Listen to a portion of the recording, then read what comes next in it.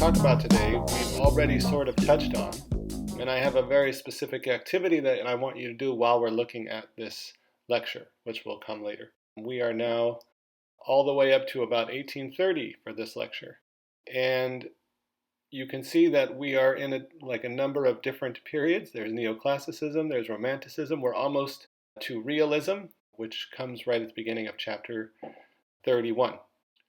Here are some historical events that took place around this time, mostly in France, but I even threw one in the United States so you could get a look at what was happening in other parts of the world. The first one is Napoleon is crowned Emperor of France, and we actually looked at this when we saw that painting by David, and I asked you to think about why he was crowning Josephine and why he wasn't being crowned. So he was crowned with two separate crowns. They were brought to the ceremony. One was a golden laurel wreath, which recalled the Roman Empire, and the other was a replica of Charlemagne's crown. Charlemagne was the first king of the Franks in 800.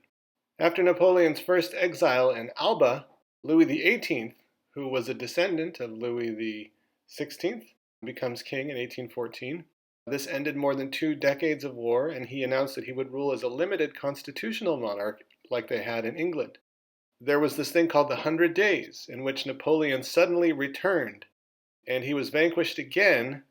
This is the famous Battle of Waterloo, and there was a more harsh peace treaty imposed on France, which returned it to its 1789 boundaries and required money to pay for all the wars. Apart from the purge of followers of Bonaparte, this was called the White Terror.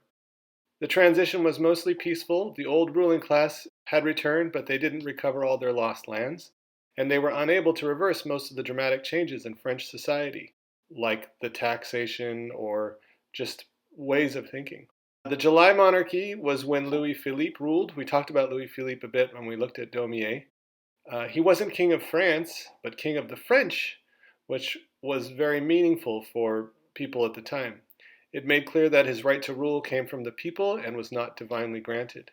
And then that last thing is the Trail of Tears that happened in the United States under Andrew Jackson, and that was where Native Americans were forced to march to their destinations by state and local militias. So the Cherokee removal was the last forced removal of the Native Americans east of the Mississippi, and they did this, of course, because there was gold in Georgia, and they wanted the Native Americans off the land, and approximately 2,000 to 8,000 of the 16,000 relocated Cherokee died along the way.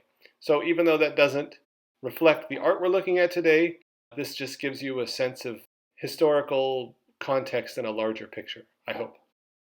All right, so you can see that right before 1800, David painted the Death of Marat. And what we're looking at today are a number of paintings about politics, mostly.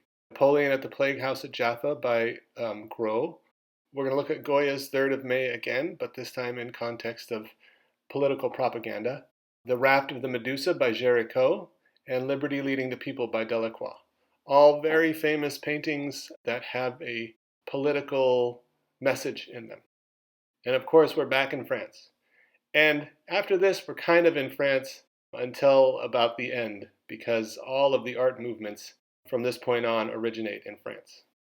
So you can see this is the different characteristics of these two competing art movements at the time, neoclassicism and romanticism. And what I'm going to have you do in your lecture questions is take these characteristics and apply them to paintings that we're going to look at. And sometimes things from both neoclassicism and romanticism will apply. Sometimes it will just be one or the other. So I will put up some images and I will say, write down, according to that first slide, which characteristics apply to these artworks. I wanted to begin with an extreme example of this idea of neoclassicism versus romanticism. So on the left, we have Napoleon by Ingres on his throne, and that's classic neoclassicism. And what I want you to do is, from those characteristics from the last slide, I want you to name all of the things that you can see in this painting that are neoclassical. On the right is the Colossus by Goya. Not one of his black paintings, but definitely looks like one of his black paintings. In the Ingres painting on the left, and that's how you pronounce that, Ingres is Ingres, Napoleon is a Roman emperor. And on the right, you have this colossus, this giant, as a metaphor for Spain, as protective against the Napoleonic forces. And if you look below that colossus, you'll see like all of these fleeing people running from the French forces. So what I want you to do is look at these two paintings and tell me how Eng is neoclassical and how Goya is romanticist. All right, so Napoleon wanted art that would show him as both a leader in the style of the emperors of Rome, but also as a man of the people that embodied the ideals of the French Revolution. So he had his artists try to combine these two ideas. Artists needed to paint him as a modern man, but one that embodied classical virtues. In fact, these are like history paintings in the grand manner style. And I don't know if you remember, but that means that you would put contemporary people in the roles of Greek or Roman thinkers or mythological figures. And so that's what Gros is doing with Napoleon in this painting. So the story is that Napoleon asked for this painting because people were suggesting that he'd actually poisoned his own troops that were suffering from plague during a specific campaign in the Middle East, the Syria campaign.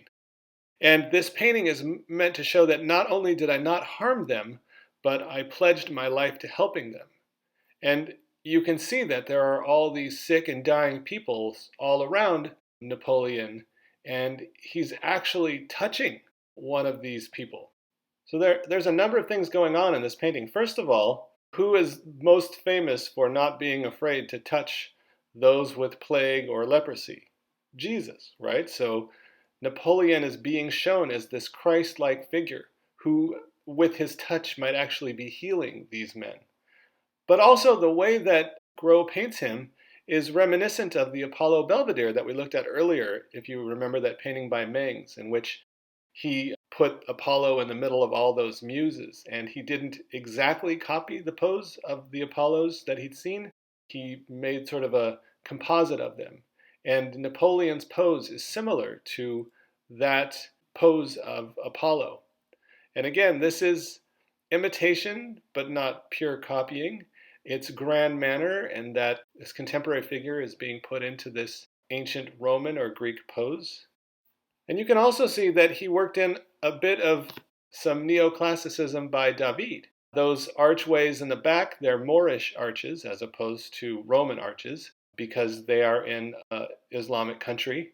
However, that the framing device is very similar. And so Gros is doing what artists do. And you've seen this now a number of times where to associate themselves with the greats of the past or contemporary greats, in this case of Gros and David, puts in elements that would remind you of something that you'd seen before, that you came to appreciate as very important in the world of art.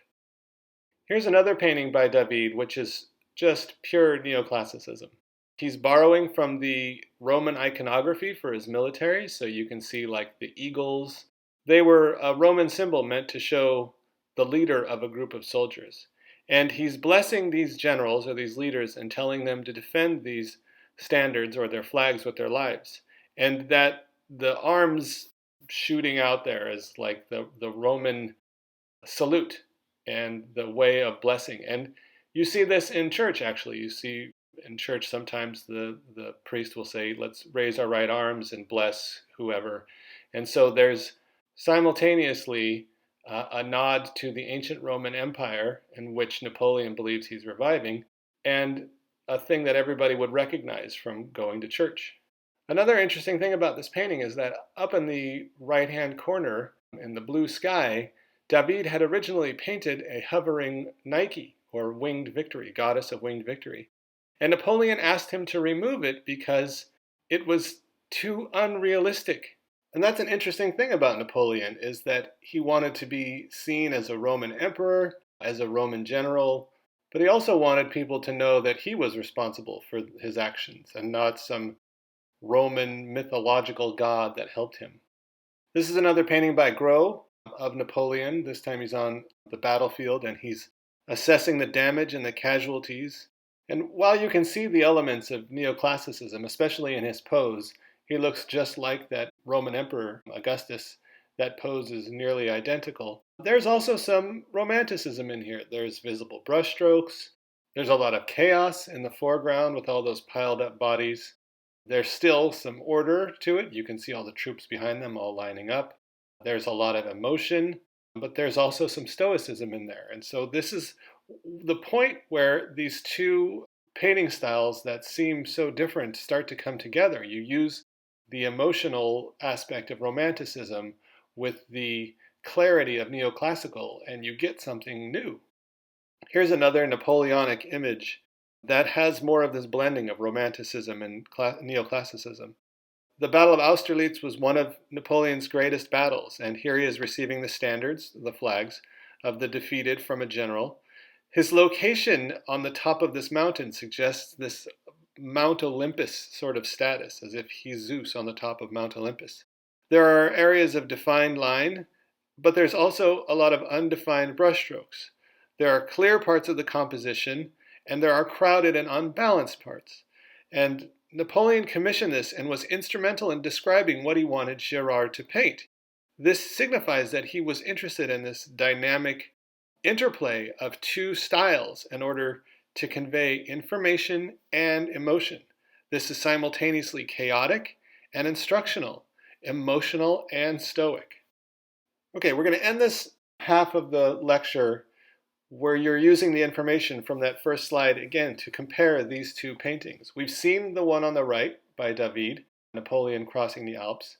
This new one by Géricault is a little bit more interesting, and it's not of Napoleon, but of one of his generals. And so what I want you to do is use that information from the slide that has the elements of neoclassicism and Romanticism and compare these two. And you'll see that Géricault is like Gérard, in which he combines elements of Romanticism, but also keeps some of the neoclassical elements. So in the lecture questions, I will ask you probably either to do this comparison or the one from the beginning. But you're going to need that information from that first slide to do it. Okay, we're going to pick up with more Napoleonic stuff in the second part, but it's going to be a little different in tone than looking at painting styles and more about propaganda or political attitudes.